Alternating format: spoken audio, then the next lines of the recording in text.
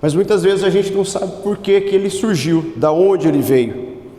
E hoje eu trouxe alguns pontos para que a gente entendesse a respeito disso. E o primeiro deles, irmãos, é sobre a consagração. Quando a gente fala sobre consagração, a gente tem que entender que a nossa vida tem que ser separada para Deus. Da mesma forma como o povo de Israel não estava vivendo uma vida diante do Senhor, Samuel levou eles a entender. E a nação de Israel estava corrompida naquela época. O povo tinha se esquecido de Deus.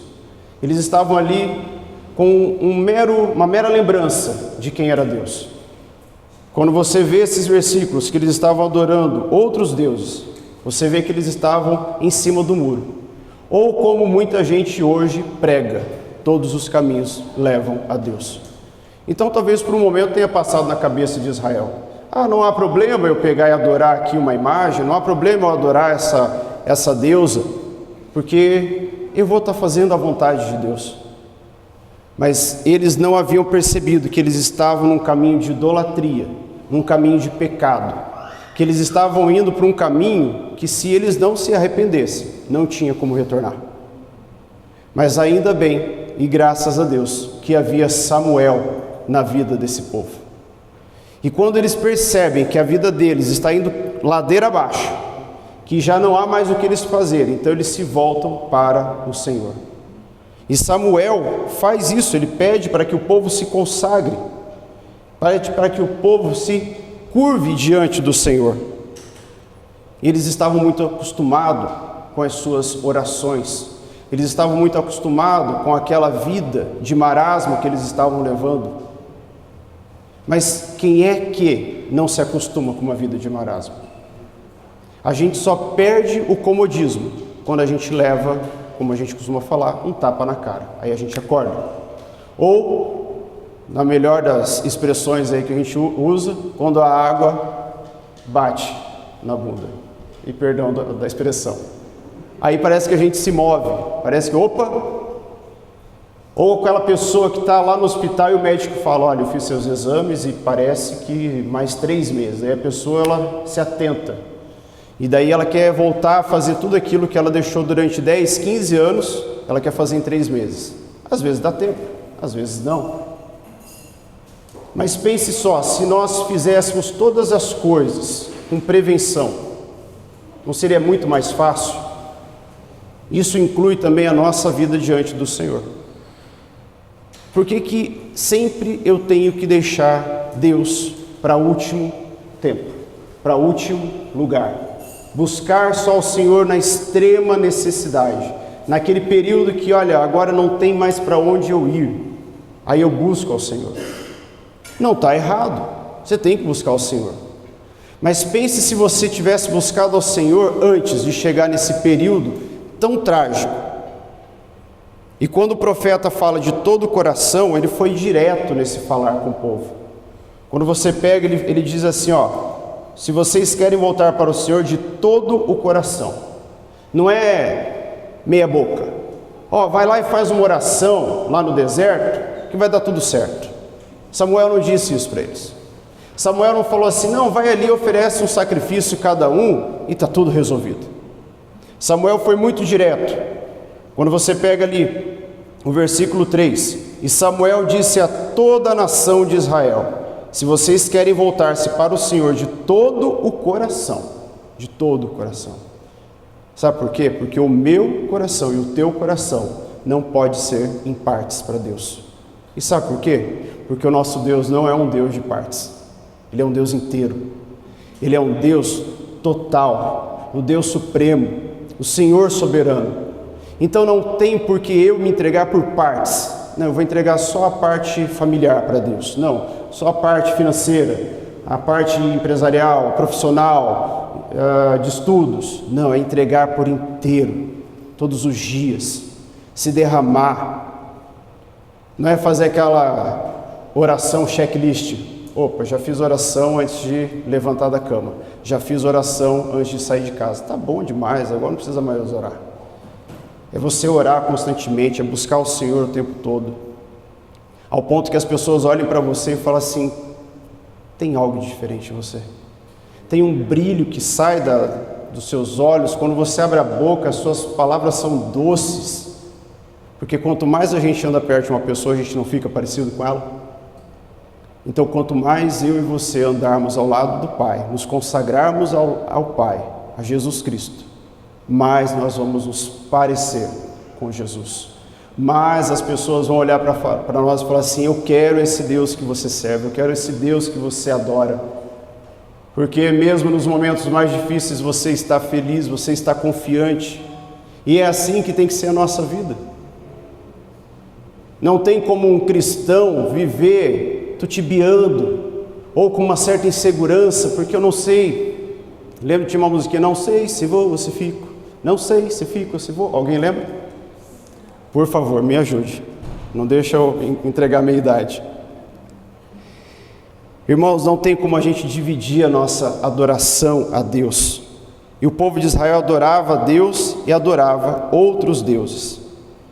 Quando a gente nasce de novo, Deus dá uma nova jornada, dá uma nova vida, dá uma nova chance. E tudo aquilo que é novo a gente tem que agarrar. Quando você muda de casa, você quer fazer tudo novo. Quando você troca de carro, você cuida dele com muito esmero. Tudo que é novo você agarra. Você que nasceu de novo, você já nasceu de novo algum tempo atrás, está agora voltando para Deus, se agarre. Mas pegue assim com todas as suas forças, não deixe isso de lado. Porque é uma nova vida, é uma nova jornada, é uma nova etapa na nossa vida. O povo de Israel naquela época tinha saído desse caminho. Eles estavam longe do Senhor, eles não estavam fazendo aquilo que agradava. Mas Samuel estava lhe dando uma nova chance para aquele povo. Quantas chances você já teve? Quantas chances você já desperdiçou? O povo se arrependeu, clamou, buscou, jejuou, fez aquilo que era necessário e Deus os ouviu. E aí você pode pensar: mas na nossa caminhada a gente não vai ter momentos de dificuldade, tropeços? Claro que vamos. Aí entra aquela questão da autorresponsabilidade. Eu cometi o erro, eu vou lá e corrijo. Eu pequei contra o Senhor, eu vou lá, me arrependo, peço perdão e não volto a repetir. Viver com Deus, irmãos, é arrependimento diário. Abra comigo em Salmos 119. Salmos 119, versículo 10.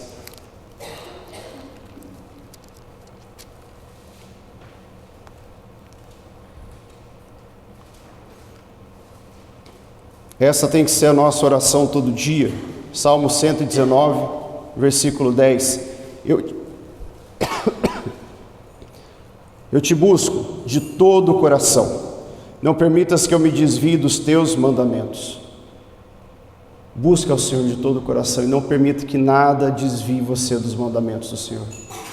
Nem uma música que seja, um filme, uma conversa banal, uma piadinha lá no seu trabalho, uma oportunidade de se dar bem na vida. Não permita que nada disso tire você dos caminhos do Senhor. Porque muitas vezes a gente pensa assim: mas isso aqui Deus talvez tolera, todo mundo faz. Mas lembre-se, não é porque todo mundo faz que é correto. E o povo ali de Israel estava nesse momento: todo mundo está fazendo, eu vejo um ali adorando aquela deusa, eu vejo outro ali adorando também, então deve ser normal. E é isso que Satanás quer colocar na nossa cabeça, que isso é normal.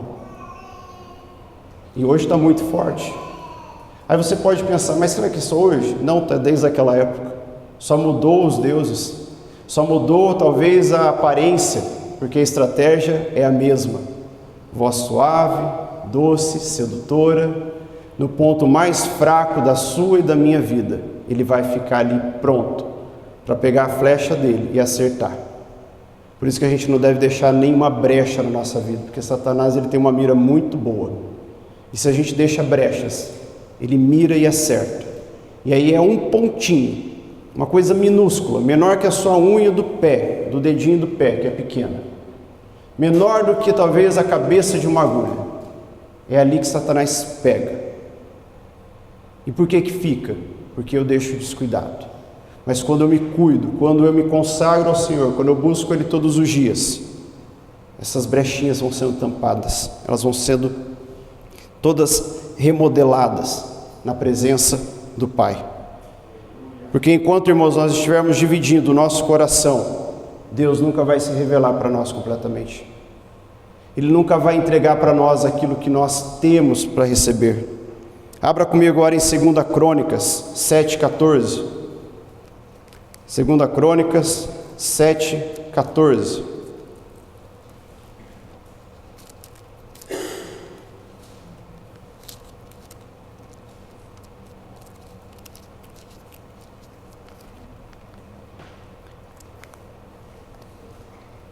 Segunda Crônicas 7,14 diz assim: se o meu povo, que se chama pelo meu nome, se humilhar e orar, buscar a minha face e se afastar dos seus maus caminhos, dos céus o ouvirei, perdoarei o teu pecado e curarei a sua terra.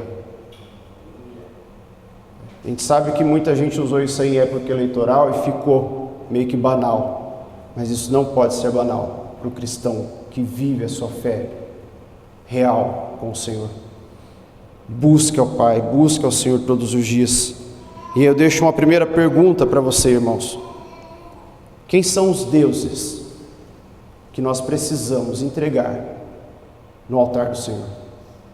Quem são os deuses que estão impedindo que nós venhamos a ter uma comunhão plena com o Pai? Pense, reflita um pouco. Quem são esses deuses? O povo de Israel tinha status.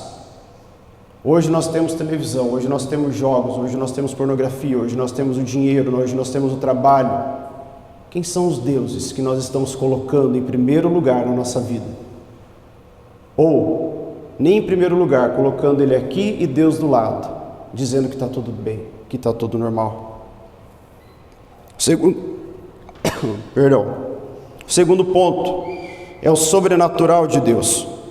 Veja que enquanto Samuel estava oferecendo o holocausto pelo povo, Deus estava agindo na vitória.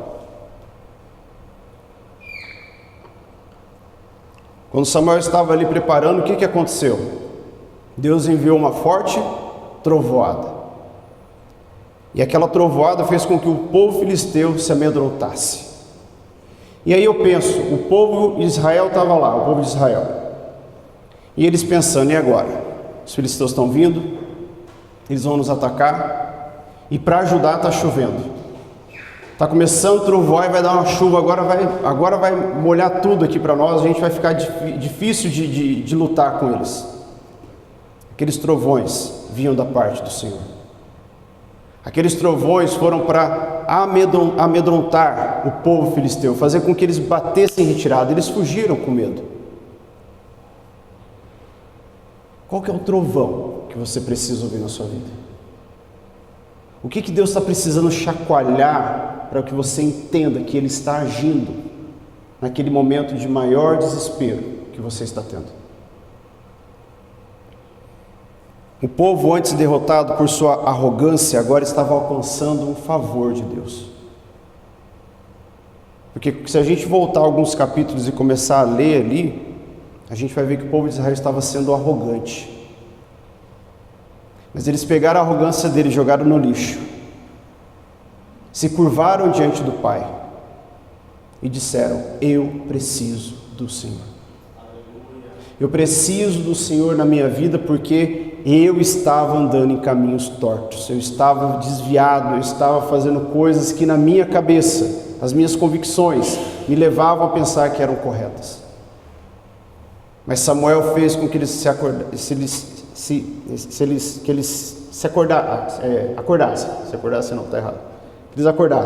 que eles entendessem que o que eles estavam fazendo era totalmente errado.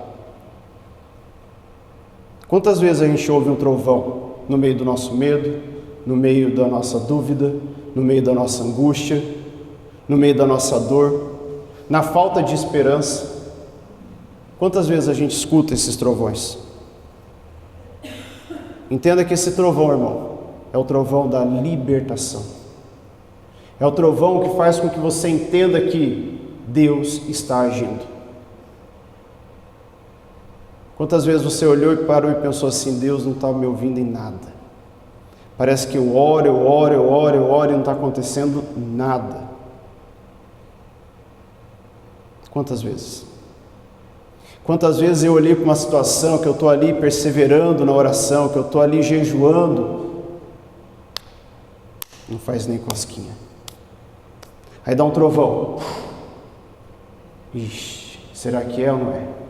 Aí bate a dúvida, bate o medo, o desespero, a ansiedade vem e toma conta da sua vida, e você começa a fraquejar e fala: não é isso, não deve ser por esse caminho.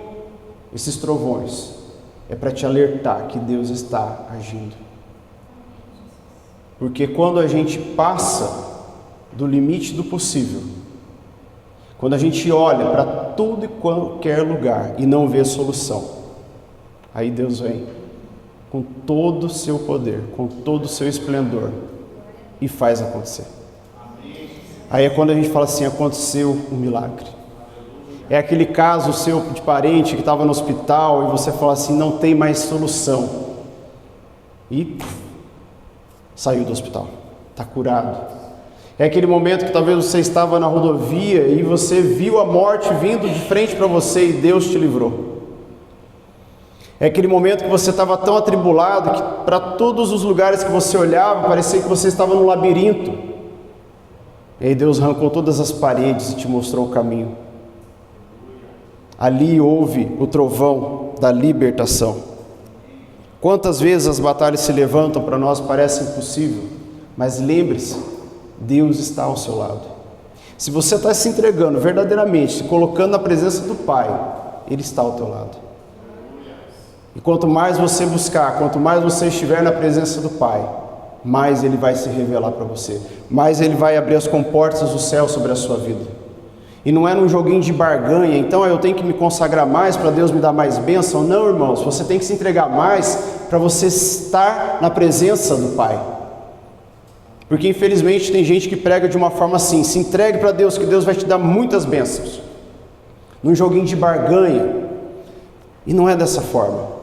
Antes de você querer receber a bênção, você tem que querer estar ao lado do Pai. Se entregue verdadeiramente. Abra comigo em Mateus 19, 26. Mateus capítulo 19, versículo 26.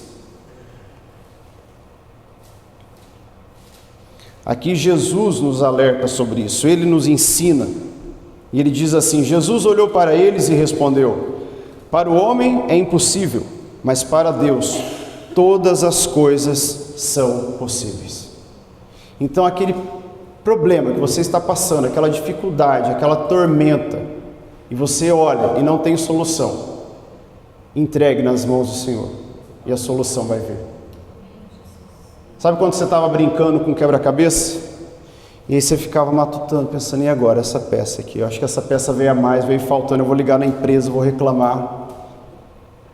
Mas aí quando você encaixa, e se forma aquele quebra-cabeça lindo.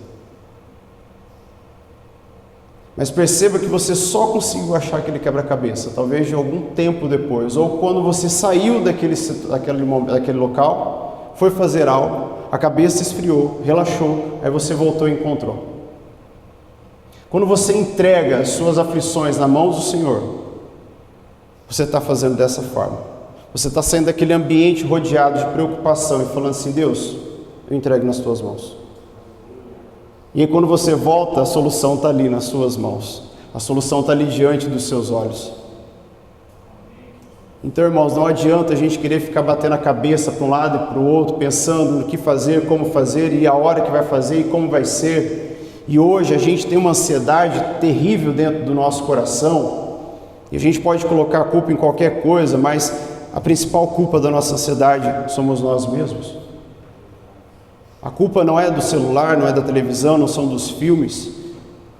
A ansiedade é culpa nossa, porque a gente busca coisas rápidas, a gente quer o mais rápido possível, a gente quer a solução, a gente quer a resposta. Uma época a gente era conhecido de o povo fast food ou o povo miojo, 3 minutos. Hoje não, a gente não quer esperar 3 minutos, a gente quer em 3 segundos. A gente ouve um áudio do WhatsApp, coloca na velocidade 2, e aí você não percebe que aquilo te gera mais ansiedade ainda, porque você coloca a voz da pessoa numa velocidade que não é o normal. Aí imagina se a pessoa já fala rápido, aí você coloca na velocidade 2, parece aquele finalzinho de propaganda de remédio. Se persistirem os sintomas, procure um médico, mas bem rápido. E aquilo vai gerando uma ansiedade no nosso coração, e a gente pega a nossa ansiedade e coloca também diante de Deus. Deus, eu quero a resposta, eu não quero ficar sentado lá na igreja 45 minutos para esperar uma resposta, eu quero agora aqui, vamos, rápido. E não pode ser assim, irmãos. O tempo de Deus não é o nosso tempo. O tempo de Deus é soberano. E no tempo dele, todas as nossas coisas vão acontecer. Tudo aquilo que ele tem para nós vai acontecer. Tudo aquilo que ele tem guardado para nós vai cair nas nossas mãos.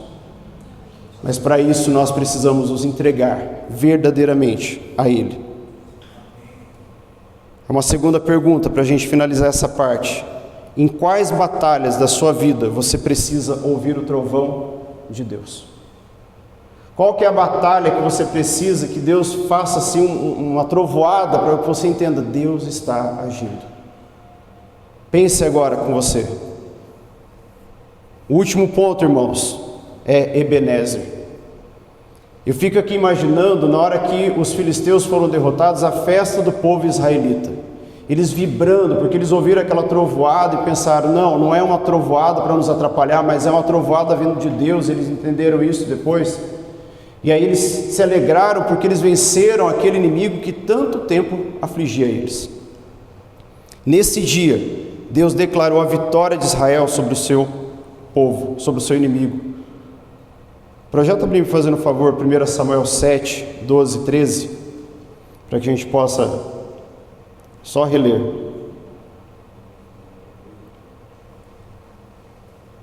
Primeira Samuel 7, 12 e 13.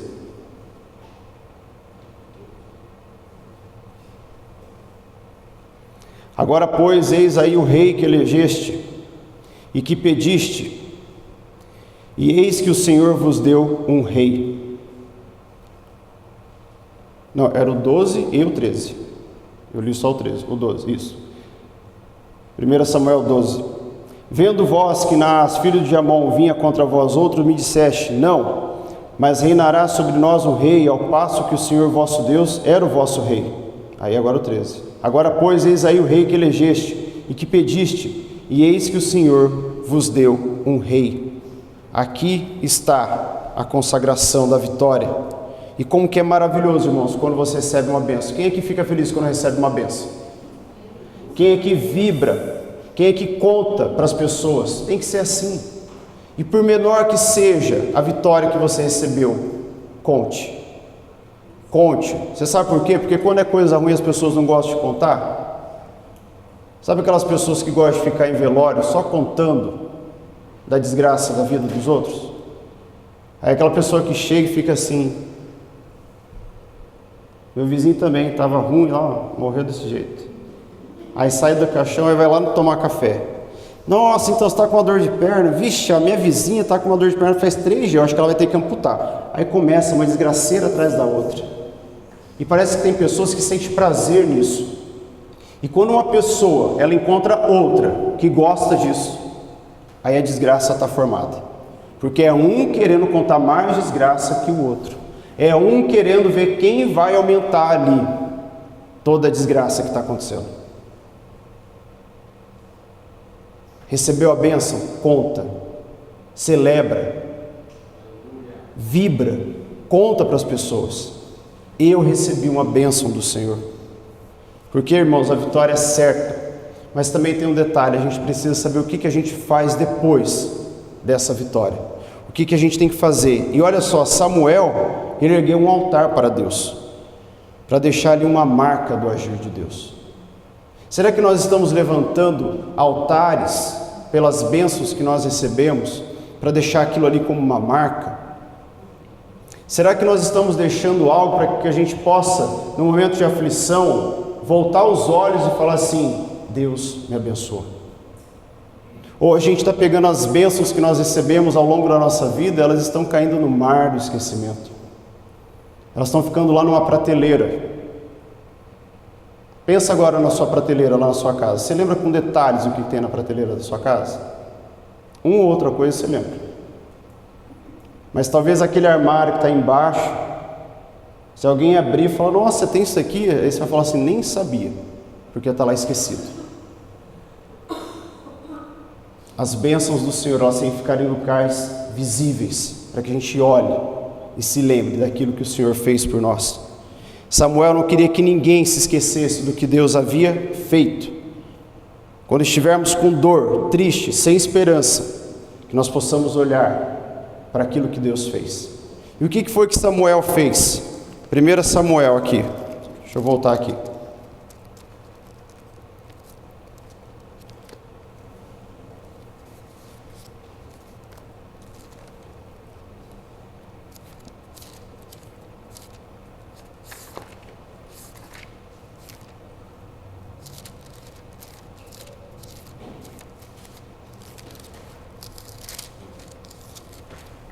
Primeiro Samuel 7, 12. Então Samuel pegou uma pedra e a ergueu entre Mispá e Sem, e deu-lhe o nome de Ebenezer, dizendo, até aqui o Senhor nos ajudou. Quantos de nós estamos colocando pedras, Ebenezer, na nossa vida, na nossa caminhada?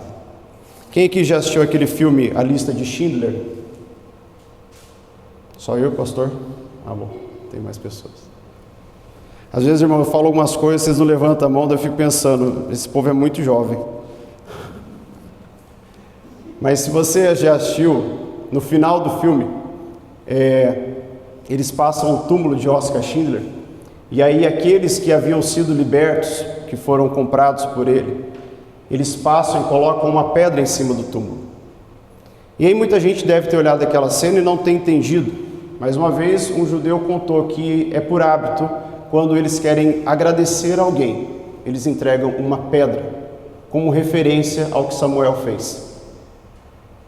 E a pedra que eles colocavam ali em cima do túmulo, claro, ele já estava morto, ele não ia ver, mas era uma forma deles agradecerem. Até ali o Senhor nos ajudou. E aí é costume entre os judeus, eles entregarem uma pedra como agradecimento. Até aqui o Senhor nos ajudou. Eu tenho uma pedra na minha casa. E todas as vezes que eu olho para aquela pedra, eu me lembro que até ali, naquele dia, o Senhor me ajudou. E aí eu dei uma pedra de presente para cada um do grupo que eu estava ministrando na época. Era uma forma de agradecimento. Quantas pedras você tem no caminho da sua vida? Quantas pedras você olha e fala assim, muito obrigado, Pai. Eu te louvo, porque até aqui o Senhor me ajudou. Irmãos, não deixe que nada faça você esquecer daquilo que o Senhor tem feito pela sua vida. Porque a gente se esquece, é muito fácil a gente se esquecer. Principalmente se a gente trabalha com algo que a gente usa muito a nossa mente, a gente acaba se esquecendo, se não tiver uma agenda. Mas nunca se esqueça daquilo que o Pai fez, está fazendo e vai fazer ainda pela sua vida. A gente precisa relembrar, irmãos, o tempo todo, a nossa alma ela é falha. Então o tempo todo a gente tem que estar relembrando para a nossa alma, para o nosso coração, tudo aquilo que Deus fez para nós. Que hoje, amanhã e para todo sempre nós possamos dizer, Ebenezer, até aqui o Senhor nos ajudou. E a última pergunta que eu deixo para vocês, você se considera uma pessoa grata a Deus? Como está o seu nível de gratidão? Como que está a gratidão dentro do seu coração? Ela é esporádica? Ou ela é constante? Ela é presente? Ela é viva? Ela é como uma chama ardente? Tudo que você faz, há gratidão. Abra comigo em Salmos 77. Salmo 77, versículo 11.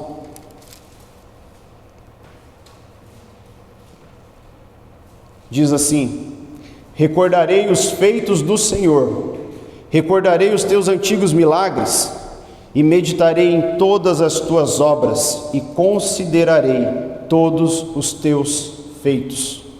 Recordarei os feitos do Senhor. Recorde, irmãos. Se lembre. Às vezes a gente fica com umas músicas chiclete na cabeça e qualquer coisinha já faz a gente lembrar. Porque música faz isso.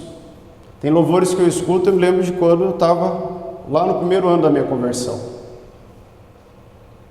Esse louvor que nós cantamos aqui, teus olhos revelam que eu aprendi ele, e todas as vezes que eu escuto, talvez você também sinta isso, mas eu lembro do cheiro do local onde eu estava, quando eu ouvi esse louvor pela primeira vez.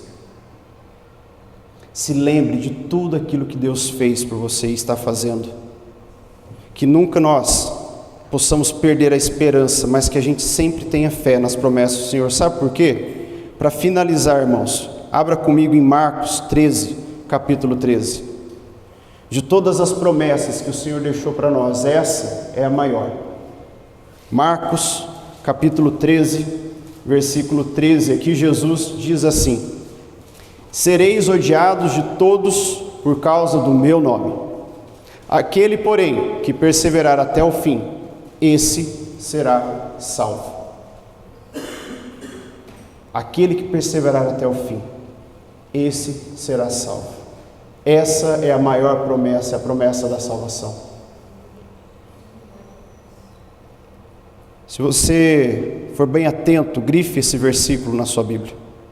Marcos 13, 13. Porque todos aqueles que perseverarem até o fim serão salvos. Ficou claro, irmãos? Deu para entender? Procurei ser o mais sucinto, mais didático possível. Porque a palavra de Deus, ela não é difícil, irmãos. Ela é muito fácil. Há palavras difíceis, mas para o nosso entendimento ela é fácil. E você sabe por que ela é fácil para o nosso entendimento? Porque assim, quando você estudava e tinha um professor ali te auxiliando e falando, olha, não é por aqui, isso aqui está errado, apaga, faz de novo, eu e você, nós temos o Espírito Santo de Deus. E isso é maravilhoso. E o Espírito Santo de Deus, ele se sobrepõe a todo e qualquer professor. Porque os nossos professores estavam conosco ali no período da aula, 4 horas, 5 horas por dia com a gente. Talvez um ou outro dava uma assistência depois do horário, mas o Espírito Santo, ele está o tempo todo, 24 horas. Ficou claro? Então guarde bem isso. Ebenezer, até aqui o Senhor nos ajudou. E não se esqueça, irmãos, daquilo que Deus tem feito pela sua vida. Seja grato. Abra sua boca, glorifique a Deus todos os dias. Abrir o olho, não corre para o banheiro. Abra a boca para glorificar a Deus, porque Deus te deu mais um dia de vida. Pela misericórdia do Senhor que se renovou naquela manhã. Seja grato e lembre-se, Deus está ao teu lado. Glória a Deus. Convido você a se colocar de pé, irmãos, para que a gente faça uma oração. Uma oração de agradecimento a Deus. Pai, nós te louvamos, nós te agradecemos por tudo que o Senhor tem feito e por tudo que o Senhor ainda irá fazer. Te louvamos, ó Pai, pela tua misericórdia sobre as nossas vidas. Te louvamos pelo sacrifício de Jesus Cristo na cruz para que fôssemos salvos, para que fôssemos libertos de todo mal, de toda escravidão. Te agradecemos, Pai, porque temos o que comer, te agradecemos porque temos o que vestir, temos uma casa, Pai. Te agradecemos, Senhor Deus, porque temos família, te agradecemos porque temos amigos, te agradecemos porque temos a oportunidade, Pai, de vir à tua casa, ler a tua palavra, Senhor Deus, não sermos julgados, não sermos presos. Nós te louvamos, Senhor. Te louvamos, Senhor Deus, por todas as curas que o Senhor tem ministrado sobre as nossas vidas, as libertações, os livramentos de acidentes, de pessoas mal intencionadas. Nós te louvamos, Pai. Te agradecemos, Pai, queremos que o nosso coração, Senhor Deus, esteja escancarado ao Senhor com uma gratidão total a Ti por tudo aquilo que o Senhor tem feito, por tudo que Tu és. Que todos os dias, Pai, nós tenhamos isso no nosso coração e que nós nunca venhamos a nos esquecer daquilo que o Senhor tem feito por nós. Ebenezer.